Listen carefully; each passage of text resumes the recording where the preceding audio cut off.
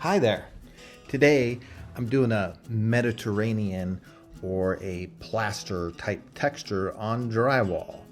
And in this video I'm going to show you from beginning to end how to do this yourself, and you'll be texturing like a pro before you know it.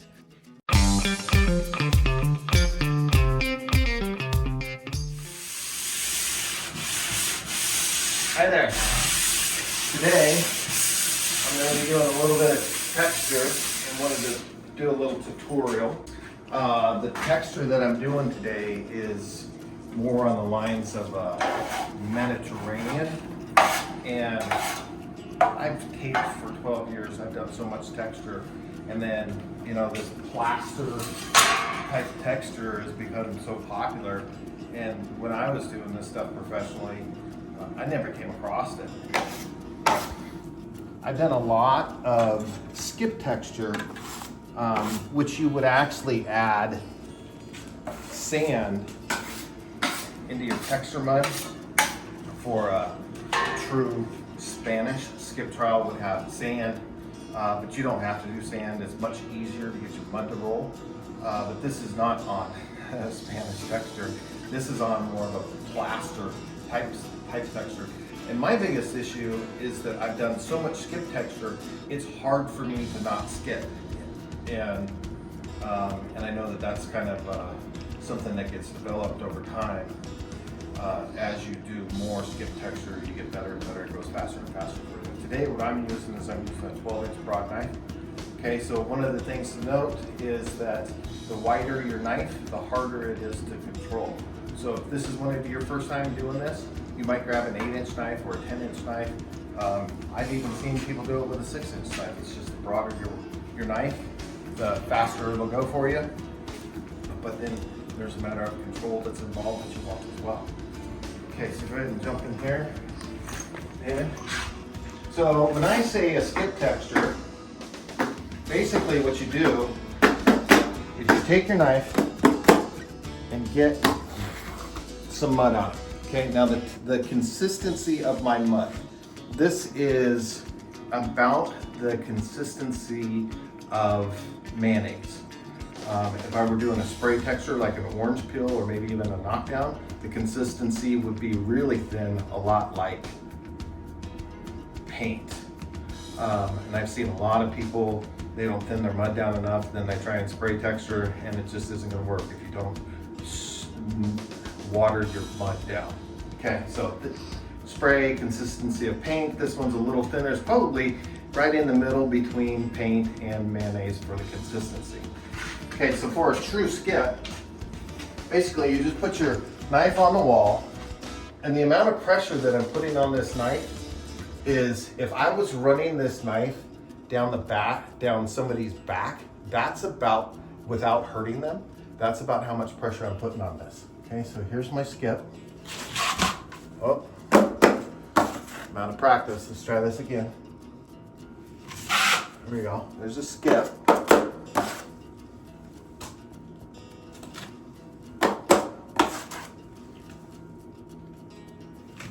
Okay, now for a Mediterranean texture, or more for a plaster texture, this here you can see I've got lots of, this is my texture, but that is too much. That's not what I'm looking for. So what I'm going to do is just take some mud on top of that and basically fill in the gaps and add another layer on top of this.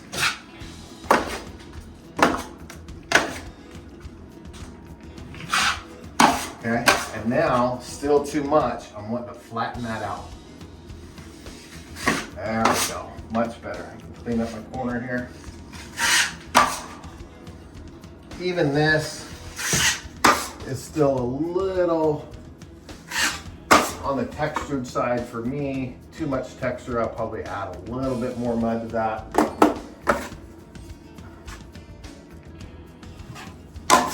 And then flatten that down. Okay, so you can see here, I don't know if this is showing up in the photo or not, my lap marks, right? Lap marks are fine. Those will sand out, no problem. Or, if you're pretty good with a knife, and you can get you know, lean on one corner and leave one corner up, otherwise known as feathering. You can try and get that stuff out and skip the sanding altogether, which is what I like to do. I hate sanding. But it would be just a nice light sand. So there you go. That's a Mediterranean. Or at least what I'm calling somewhat of a plaster / Mediterranean look. Now, one thing to note, I started on the wall here just for demonstration purposes. You really want to start on your ceiling. And the reason that you want to start on your ceiling is because you're eventually going to get some mud that's going to drip on the wall.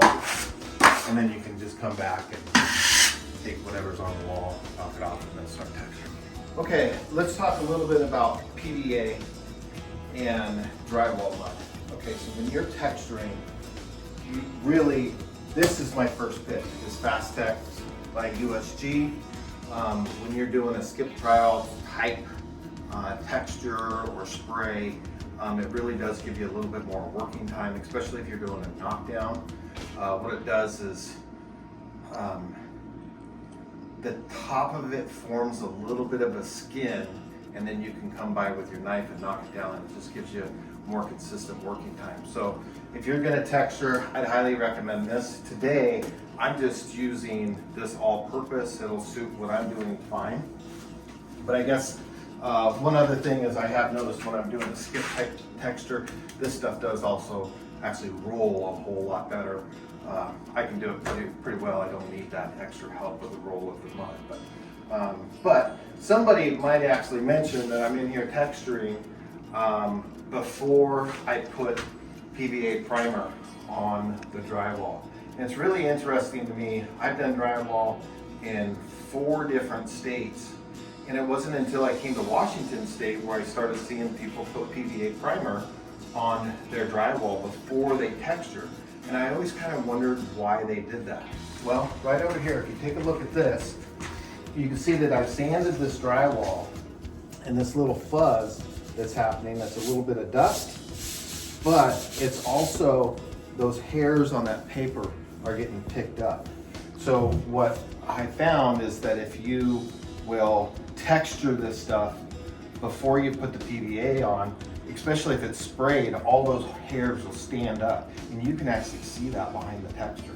So one way to get rid of that is to put the PVA on first and then texture over the top of it. It is a much better finish. I totally agree with it. But today, because I'm doing this type of texture over here, I'm getting plenty of mud on the wall. And will some of this paper fuzz come up in here? Maybe, probably. I'm just not that worried about it, so I'm just going ahead and texturing first, and then we'll put the PVA primer on. And then that way, the reason I actually like to put the PVA on after texture, because I like to get my texture primed as well. So, you know, do it before, your texture isn't getting primed unless you're using a primer paint. But also the thing about PVA is the stuff is so cheap. It's like, what, 12 bucks a gallon now compared to 20 for regular primer or 40 for primer and paint. So this drywall is really thirsty. It's good enough primer, and this stuff will just suck up that primer, and then you'll save some money on paint because you won't need nearly as much paint. Okay, so I realized that I didn't actually have enough all-purpose to do everything in all-purpose, so I went over to the texture mud, which is great. Now I get to see which one works better or which one I like better. Okay, so this one here, this is the texture mud now. Okay, and this is pretty thick. It's about the consistency of mayonnaise. You can see what's happening here. Because it's a little thicker, my texture's becoming smaller. And that is about the opposite of what I really want. So I'm gonna thin this down and then check it out. Okay, when I started, I had about a cup and a half of water. Now I got about 2.5 cups of water. So let's take this. One way to check this out. Put your knife in here and see how it rolls off. I'm thinking I'm gonna need just a little bit more water, because what I'm really looking for is I'm looking for that mud to just kind of fall off of that knife and it's still kind of sticking. But I'm going to grab a little bit, put it on the walls here.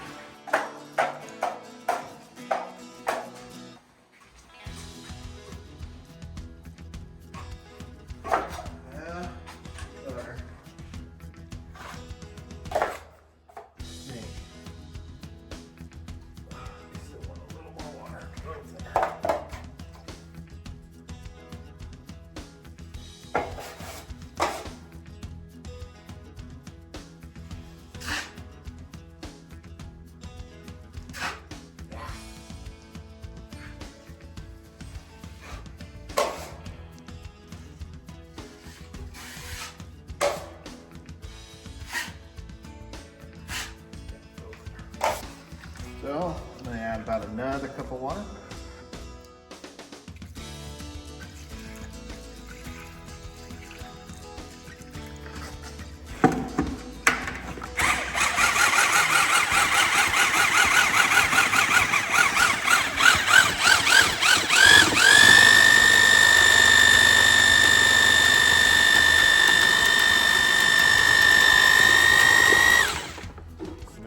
Yes, I've got somewhere in the neighborhood of about 3 to 4 cups of water in there. Let's 3.5, 4 cups. That's a little better.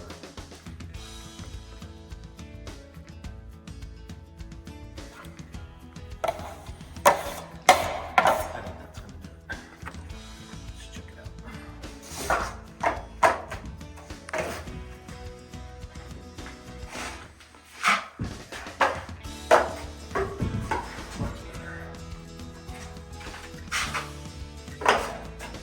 Okay, so one of the other things too is there's 2 rules of thought here. You can do a completely random texture, or you can run your texture all one direction. I kind of like a more of a random texture, but really it is preference. Depends on what you like. So I will take my knife and run it this way. And then when I add some more mud, I run it that way.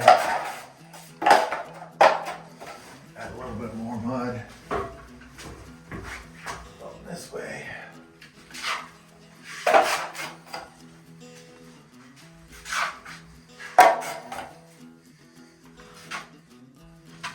And then knock that down. I will say, sure, this texture mud is much nicer. Gives a much smoother feel when I'm knocking it down. And that is one of the reasons that I like using texture mud for texture, is it just gives you that little bit more working time. And I can even see I'm getting less knife marks in it. But I also know one of the other differences is the all-purpose, lightweight, super easy to sand, and this texture mud is not nearly as easy to sand, so, but easier to work with for sure.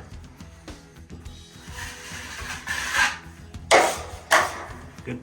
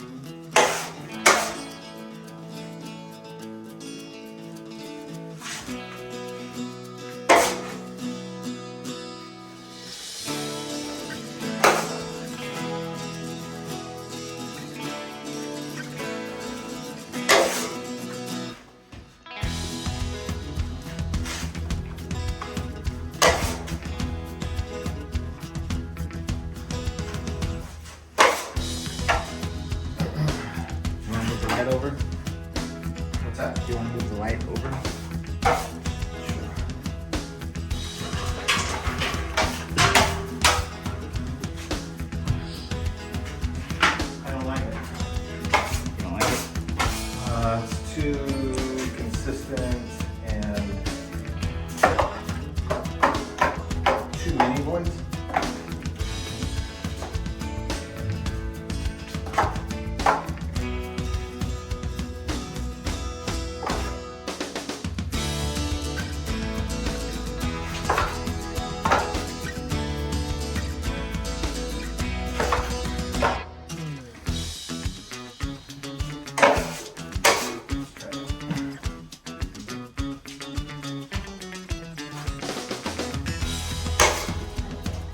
Push a little harder.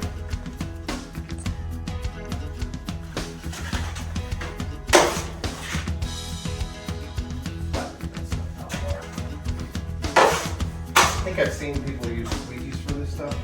I've never used a squeegee before, but I can see how a squeegee might.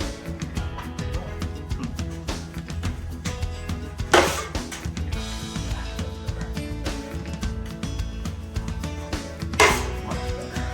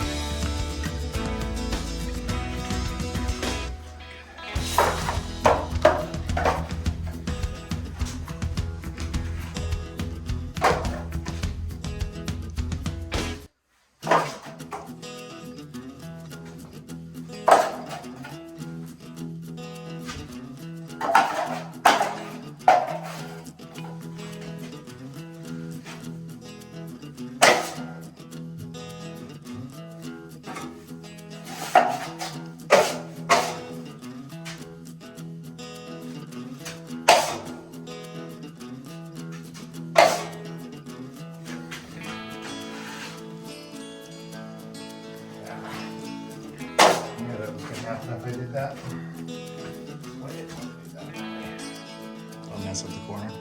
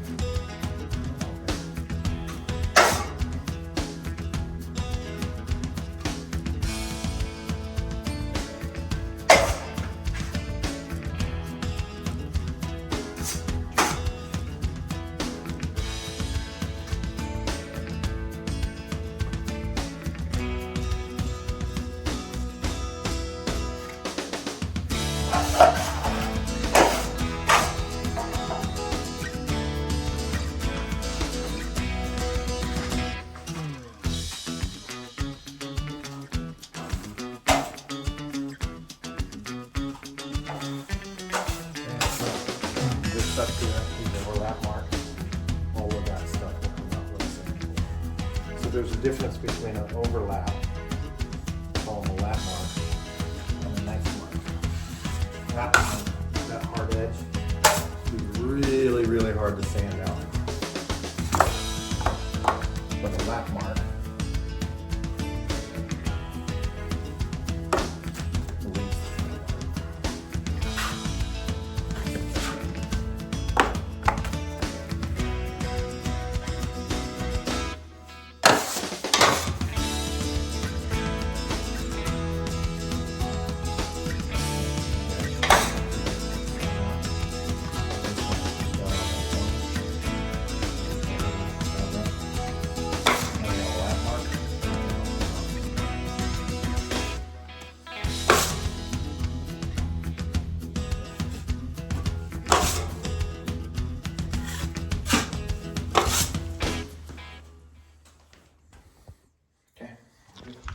Yep. Okay, all the texture is dry and we're taking a look at it here. So if I just walk up to this wall with a little bit of light in here, you can see I got a light in here. This wall actually looks like it's ready to go. But if you put the light on it sideways, you will see, let's change the mode here on this thing. Get some sideways light on this. Okay, you can actually start to see a lot of these lap marks that are in here. So what I'm gonna do is I'm gonna go and sand this down. Oh, look at that scratch. I'm gonna have to touch that up.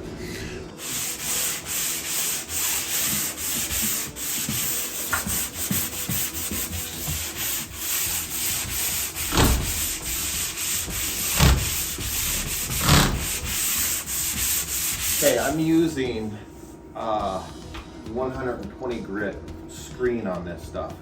So if you look really closely, it's probably not going to show up in the camera. Actually, I'm not even seeing them, but sometimes when I use the screen, I'll see these screen marks in the mud. And don't worry about it if you see them. I've actually been worried about it and then come back and paint it and find out that the paint actually fills all of that stuff in. But I'm using 120 and screen, and then, you know, this texture mud really is a little bit harder to sand.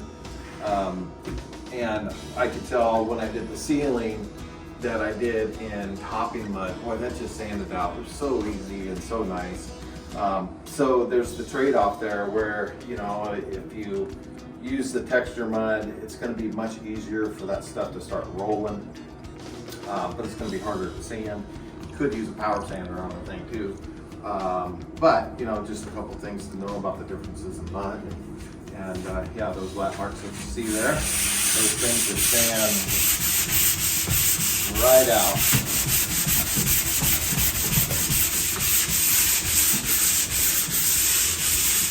And also, you see that I've got my light pointed sideways against here, so I'm getting sideways light. If the light's not sideways, you can't even see the lap marks.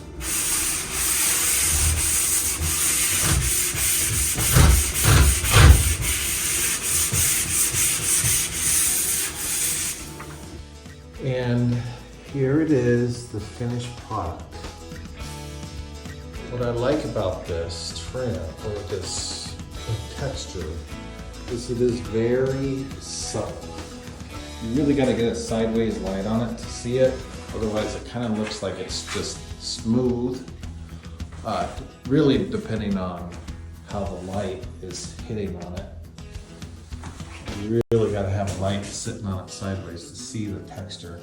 And then the other thing about it is it's super easy to patch and repair.